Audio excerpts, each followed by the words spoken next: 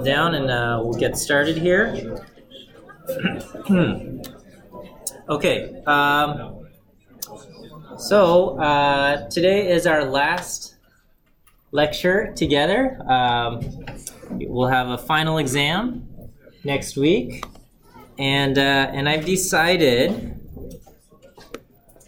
I will give you a pool of questions for the final exam. Okay, so so you will know. Well, I don't know. I mean, so I'm gonna, for the actual final exam, I'll draw a selection of questions from the question pool. Okay, and what's that? Is there confusion about that? So I'm giving you the questions ahead of time. That's good, right? Okay. So a lot of them, and I'm in the process of finalizing these. Okay, so I'm not going to post them online yet. Okay. Now this is important. I'm going to be very angry if I see this set of questions floating around on the internet, okay?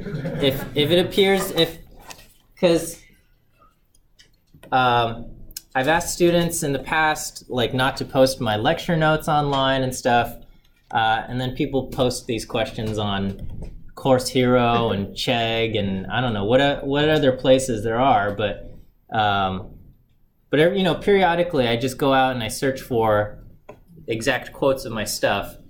And Google's pretty good about finding these things, okay? And so I'll be very, very angry with you guys if you violate my trust here. So anyway, I'm doing this to be nice to you. Please don't poop on my face for doing that, okay? All right. So anyway, I'm going to just start off with some basic questions, and I guess we can have a little conversation here about this, right? Okay, number one, what is the point of Monte Carlo methods, and when would you use these methods, right? I think this is the class is titled Introduction to Monte Carlo Methods, and if you leave the class and you're not sure what the point of Monte Carlo methods is, then I have failed you as your teacher. Okay, so anybody want to take a stab at this? What's the point? Oh, it's too high pressure now, huh? Yeah, David, go ahead. To not do math.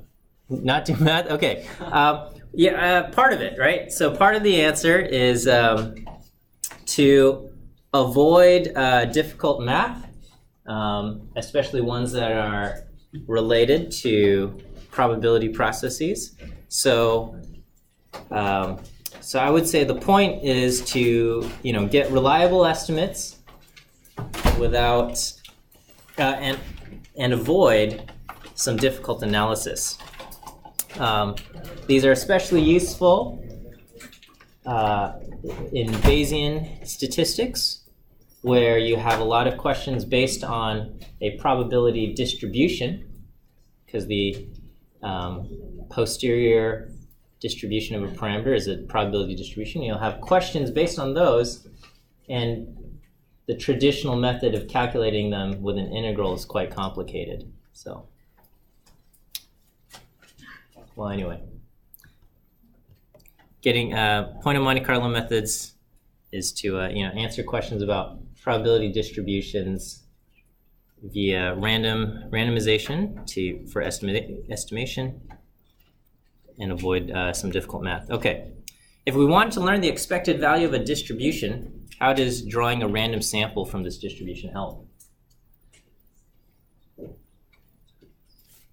I don't know if I want to give you all the answers for all these questions, but here's some things. And I guess if you have a question, you can ask, and I'll see how generous I'm feeling about answering your question directly. Yeah. You could keep drawing random samples from this distribution and then calculate the mean in order to estimate the expected value. Okay, so yeah, you draw random samples from the distribution, and then Yeah, and then you would multiply it, or not multiply it, well, you calculate the mean. So, yeah, okay, sorry. I rambled on there, but yes, you can just draw random values. Use that to help you calculate your expected value, okay? And number 3 is very related to number 2, but it just says briefly describe how Monte Carlo estimation is performed to estimate the expected value of h of x, or I should say expected value over f of h of x, okay? Assume we're able to sample from the PDF f of x directly, right? And so, list out the 3 or 4 steps necessary to do that. If you're able to sample directly from f of x, it's very simple, right? And then, and why is that useful in the context of Bayesian statistics? And I think I've already answered this earlier, but I should think of this. I guess maybe, let's see. I don't want Piazza to just be, let's copy this question on Piazza and come up with a student answer for each question, okay? If you have a related question to this, something related, but I don't know. I don't want Piazza to just turn into let's answer all these questions together. So I guess from here until the final, I will not respond to questions on Piazza, if that's fair, okay? Especially regarding these types of things, because I don't want to just give you all of the answers and stuff. I want you guys to kind of study and figure some of this stuff out. So I'm not going to. So just be forewarned that sometimes the students don't always give the correct answer on Piazza, okay? And I would sometimes chime in and say this is wrong or whatever, but I'm not going to do that for these things, okay? So anyway, just be aware of that. I think I'm giving you a lot of help by giving you some of this stuff. This is kind of what I thought was important. Okay, what's the difference between Markov chain Monte Carlo, regular Monte Carlo methods? Okay. And then why are the Metropolis and Metropolis Hastings algorithms particularly useful in Bayesian models, right? Maybe I'm moving too quickly through these things. So when I'm talking about number 6, why are the Metropolis and Metropolis Hastings algorithms particularly useful in Bayesian models? There's something about these algorithms over other Monte Carlo methods that work well specifically for Bayesian things, right? There's something that makes regular Monte Carlo estimation a little bit challenging for traditional, in Bayesian estimation, right? So in Bayesian estimation, there's something that in particular that's difficult, and Metropolis and Metropolis Hastings has a certain feature that avoids this difficult thing. Maybe I'm saying too much, but or maybe that was so mysterious that you'll go back and you're not sure what I'm even talking about. But but yes, for number 6, the answer I'm looking for is maybe I'll just tell you the kind of answer that I'm looking for, and then I'll let you guys figure what that out is, right? So there's something very difficult in Bayesian estimation that the Metropolis and Metropolis Hastings algorithms gets around, okay? In its process. What's that? Is the final going to be the short answer question? They're going to be these questions, okay? I'm going to select. There's no surprise here. I'm going to just take a selection of these questions and put them directly on the final. And if you studied these and you have answers to all these, you'll get 100% on the final, right? And if you don't, then you won't. And I'm trying to be nice to you guys, all right? Are these like essay questions? Like Yeah, you can't answer this with computer code, okay? They're like short answer questions, right? You're gonna answer each of these questions How with many like, sentences do you expect us? why does it always come down to like, Well, it says short answer. yeah, short answer questions, like a couple sentences to convey that you understand the topic, okay? Don't make me regret giving you these things, okay?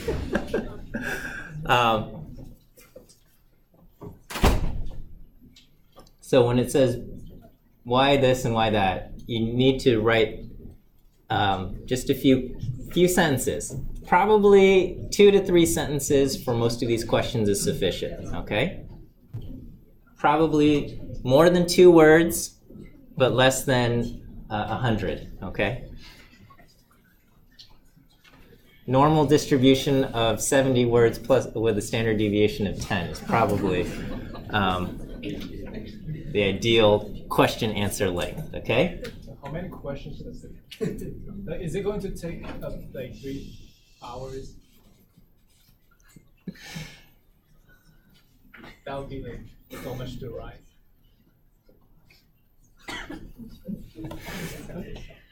The final exam is during its scheduled time, and you will have the full 3 hours to complete the exam. All right. Okay. What's the difference? Oh, number 5. Yeah, I guess we've already done that. Okay. Okay. Let me tell you what I'm looking for. What's the difference between Markov chain Monte Carlo methods and regular Monte Carlo methods? I guess by asking what's the difference, yeah, there is a key difference there, right? And but obviously there are some similarities. So highlight the difference, and I would say, yeah, what makes one method different from the other, and why you would use one over the other. Okay, so what situation is suited for Markov chain Monte Carlo methods, and what situation is suited for Monte Carlo regular Monte Carlo methods. Okay. Okay, if we look at number 7, it says, why does the metropolis algorithm still find the appropriate region even when you give it a terrible starting location, right? So you saw this in the homework. We had, I think you were supposed to estimate the logistic regression, not logistic regression, logistic distribution. And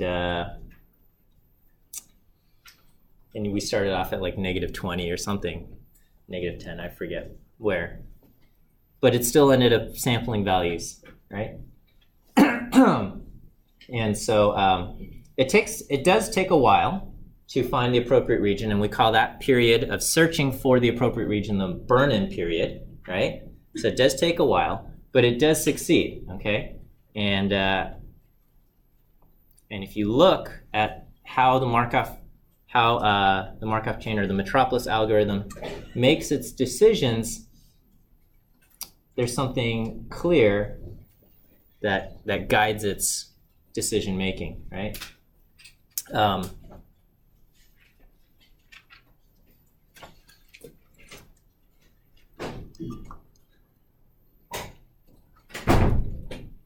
I guess number 7 also, it's not in there, but maybe I'll put in a hint.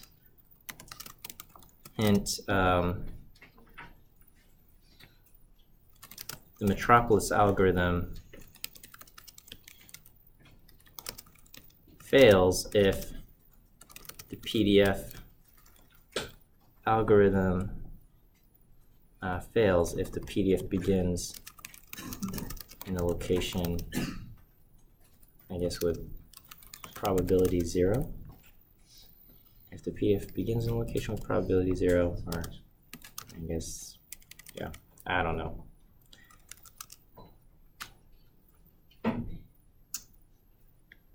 Well, I mean, obviously you wouldn't start in a location with probability 0, but it doesn't work there, right? And then something about the Gibbs sampler being particularly useful in Bayesian hierarchical models. And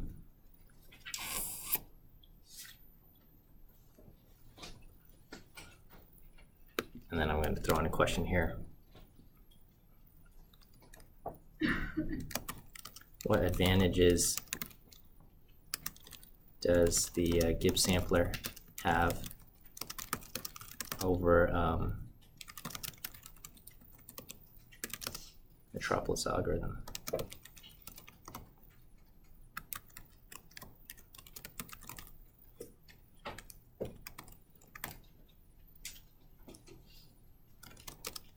And think of multivariate distributions.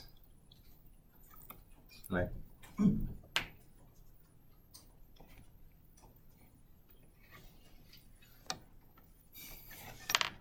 And I'm hoping if you reflect on the assignments, the recent assignments, the deciphering one and this document classification one. So the document classification one used the Gibbs sampler, and you're estimating a high dimensional distribution, right? A 19-dimensional one, or 21 dimensions. You've got 19 parameters, the labels, the hidden labels of the documents, plus the word probability distributions, theta 0 and theta 1. Okay, so think about those. This part, the next few questions regarding the Metropolis algorithm for deciphering and Gibbs sampling for document classification, these parts are still under construction. Okay, I'm still working on these some of these questions here. So I will post kind of the final version of this thing online. So so make sure you take a look. But you might see a few differences between what I'm presenting here and what will appear, I'll say, at least by tomorrow morning. Okay. All right, but anyways, I just started off with a few of these things for you guys to think about. So it says the Metropolis algorithm is used to generate random samples drawn from a distribution and is not an algorithm for optimization, right?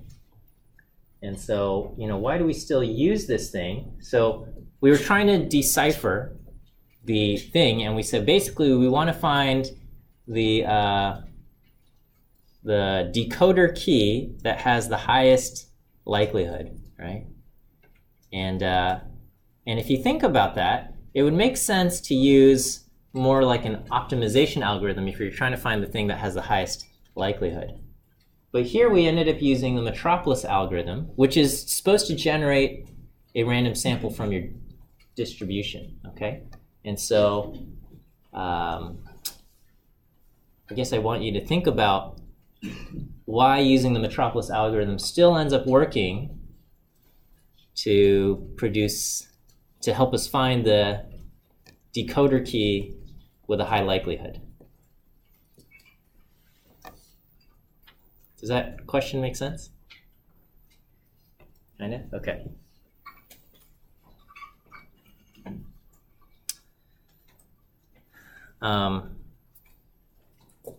Number 11, I think, is straightforward. How many possible cipher mappings are there? 26 factorial. Okay. But how does using the Metropolis algorithm reduce the number of possible cipher mappings to check? I guess Metropolis algorithm over, say, rejection sampling.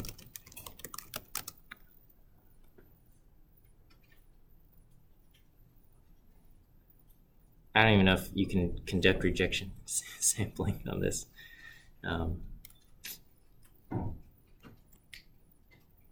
Okay. And then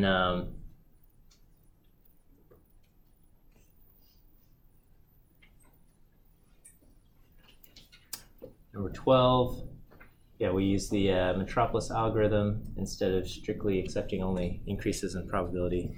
Okay. I might add another question or two for the Metropolis algorithm for deciphering here.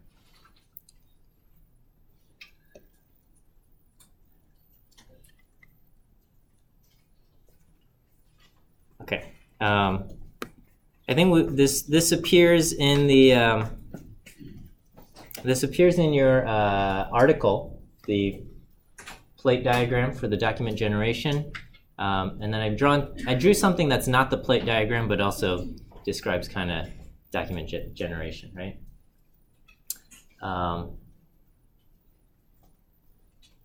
Where do we draw pi? What does pi represent? What variable depends on pi? Same thing with theta, okay? And if you've done the homework and you understand it, these questions should be easy peasy, okay? And then I think I'm gonna go for, I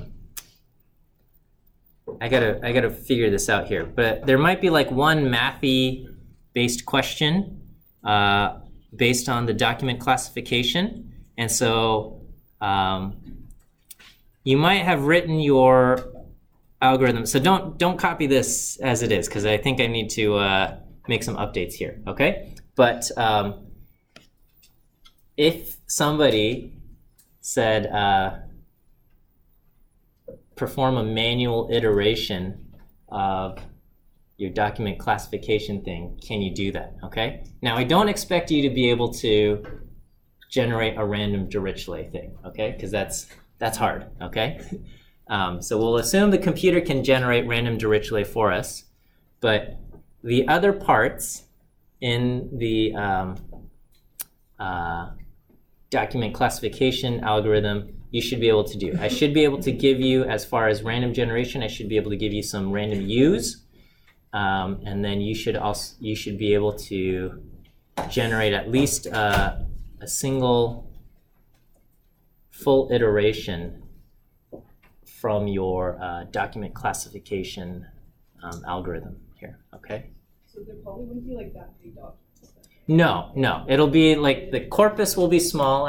So I'm finalizing this, right? The corpus will probably be 3 or 4 documents, okay? And the vocabulary will probably be like between 4 and 6 words, okay? So it'll be a small corpus and a small vocabulary, okay? And I'll try to pick simple numbers that you can raise to simple powers, and but you need to be able to demonstrate to me that you understand how these probabilities are being assigned and how the labels are being assigned, okay? Because sometimes I think we forget that when we, I don't know, just write code without thinking, and I think we need to understand what's happening manually to demonstrate that, okay? And that's, I don't know, that's kind of the way I think and teach these things, right? So like on midterm 2, you had the manual Metropolis algorithm, and a lot of you did well, but then I think some of you missed some critical things like recentering after drawing your new value, your proposal distribution and stuff like that, and that's a very key and important aspect for understanding how these algorithms work. Okay, so I'm still kind of working on that. So you can definitely expect the mathy-based document classification problem to appear, and then as far as the other questions for the final, I'm going to select a selection from this pool of questions. Okay, are there questions? So Yeah. the mathy problem will only be Gibbs? Yeah, the mathy one will just be the Gibbs, and it will be the for document classification. So Okay. you need to be able to do the document classification algorithm manually. Okay. So just like Just like homework 6, if you fully understand what's happening in homework 6, it should be fine. You just have to do it with a kind of a small set of small corpus and a small vocabulary, and I'll provide this, and I won't expect you to update your theta vectors from a random Dirichlet because I don't even know how to do that myself. So, okay. Is that all right? Questions on this? Okay. Any other questions?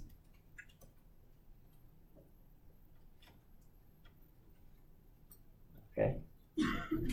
I think student evaluations are open. Is that right? Okay. If you haven't done that, I appreciate you guys filling that out. Any suggestions and things? I read everything after grades are filed, and then I know the homework assignments are tough and challenging. I hope you did. They're intended to be learning experiences, okay? And I hope that was the case. Yeah,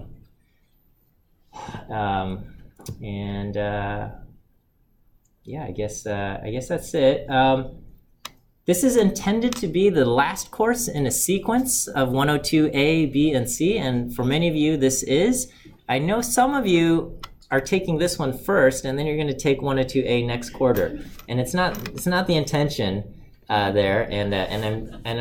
I keep asking the registrar to make 102A a prereq for this class, but anyway, I'm gonna if you'll allow me to if you'll indulge me, I just want to kind of give some words of wisdom and advice for the seniors who have completed the sequence, because I'm not sure if I'm going to see you guys in any future classes. Maybe I'll encounter you in 131, which I think will be offered in the spring, so maybe I'll see you there. But anyway, and I know like graduation's not until spring, but because I'm not going to see you guys again, I just want to say a few things. So after you're done with school, I don't know what your plans are going to be next, right? If you're a senior, you're either thinking of grad school or you're thinking of a job. At least those are your two primary outlets that you should be thinking about. And so this is, I'll give my piece to the grad students, and then I'll give my piece, or the people who are thinking of grad school, and then the people who are thinking of work. Okay, so for those of you who are going to grad school, or who are planning on going to grad school, whether for a master's or a PhD program, okay, I think the biggest shift that happens in grad school is that like no one is going to be holding your hand in grad school, and I don't think, probably not too many people are holding your hand here in your undergraduate education, but it's even more so that way in grad school. And when you take a class, and if there's something you don't understand, there's not a ton of people you can ask to say, like, can you explain this to me? You can try to go to your professor's office hours, or your TAs or whoever is teaching the class, but there is a high expectation that you will seek out the information and teach yourself any gaps in your knowledge, okay?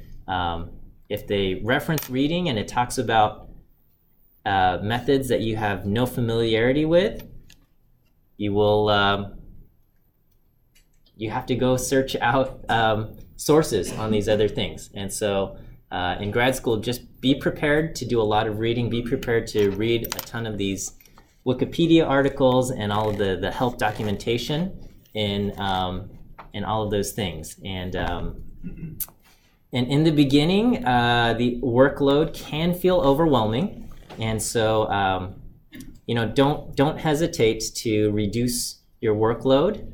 And I know that might mean it'll take longer to finish your program, but it's much better to reduce your workload and take longer to finish with a healthy mind, rather than burning yourself out, damaging your mental health, suffering some kind of episode or things like that. Okay, most universities have their student mental health is on their radar because it's a thing that affects a lot of students, and so you know, if mental health becomes something that becomes an issue, you know, and this applies to all of you right now as well. You know, you don't have to feel like you're alone, and seek out the resources that are made available to you. I know at UCLA we have the CAPS office, and I know they're overworked and overburdened, and it might take a long time to get an appointment. But you know, make sure you use those resources. It's important to recognize your own limits. There's nothing wrong with recognizing what you are and cannot take, what you can and cannot take on at one period of time, and there's nothing wrong with kind of stretching out how long it takes to finish. If you have to, also for the grad students, when it comes to writing your thesis or dissertation or whatever it is, my recommendation is schedule as many appointments as you can with your advisor, your professor, and set up these checkpoints so that it will keep you motivated and focused on what you need to complete to graduate. There's oftentimes it can be tempting to not set up an entire appointment for like a few months, and just from personal experience, it's very easy for all of those months to pass by and you're working on something else, like teaching or something, and you don't actually complete any work on your thesis or dissertation, and that's what's required to get out of there. So, but anyway, I loved grad school, and I mean that's where I discovered my my passion for teaching, and so I'm happy to be here. But you know, if you want to talk about grad school, you know, I'm happy to discuss and just give you some perspective and my thoughts there. If you're a senior and you're thinking about industry, I've got some opinions and thoughts as well there. And this is so cheesy, and it's like something you see on like a cat poster, but truly, your attitude is really what's going to count the most in industry. Okay, and I know, you know, you're coming from an academic setting where you're judged mostly, and I say mostly, but a lot of times your performance in class is determined by your merits and, you know, how you perform on some kind of exam or some kind of thing like that. But in industry, yeah, merit counts for something, but it's truly your attitude and how you're able to interact with your colleagues and your superiors. Okay, even if you think your boss is stupid or an idiot or something and you disagree, okay, do not give your boss attitude. Okay, your goal when you're working for a company, your goal is to make your boss succeed. If your boss succeeds, it will become your success. Okay, and you don't necessarily have to you know, and if your whole team succeeds, okay, sometimes there's like this cutthroat energy depending on where you're going, but even if you don't care or like your particular boss or supervisor, your goal is to make that person succeed. Okay, if they succeed, you succeed, and everything, a lot comes out in your attitude. Your boss asks you to do something, you say yes and smile and do put forth your best effort. Okay, and I know it sounds cheesy and something like, oh, of course I'm going to do that, but when when you're working in the office, it's very tempting to waste your time and not necessarily give your 100%. And this is especially true for internships and entry-level positions, because they might not always have work or something for you to do. Your boss might say like, okay, work on this thing, and it will be like the most ill-defined thing, and you're like, I have no idea what I'm supposed to do with whatever 3 sentences you told me. it's really up to you to figure out the parameters and do the things. And the more you can kind of do on your own without constantly asking other people for input and guidance, I think the better off you'll be. At least that's my perspective in terms of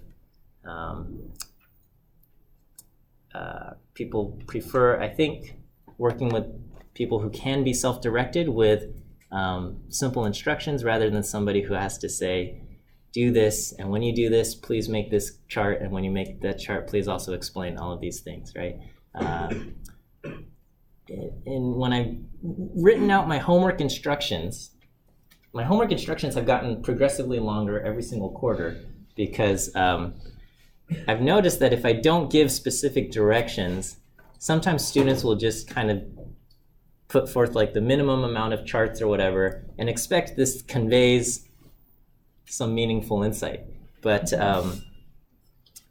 it doesn't always do that. And so, a lot of times I would say like, make sure you put this chart and then you plot this other thing on top of it, and then you do this chart and then you comment on all of these things, okay?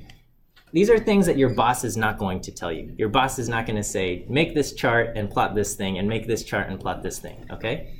These are things that you've got to think about on your own, and you have to say, if I am somebody who is not familiar with this thing at all, what will be meaningful for me to see? And then you create those plots without somebody having to tell you, can you please make this? Can you please make this? Can you please make this? Okay, so you got to start thinking from the other perspective of all of that. Okay, anyway, those are the pieces that I want to say regarding grad school and working in industry.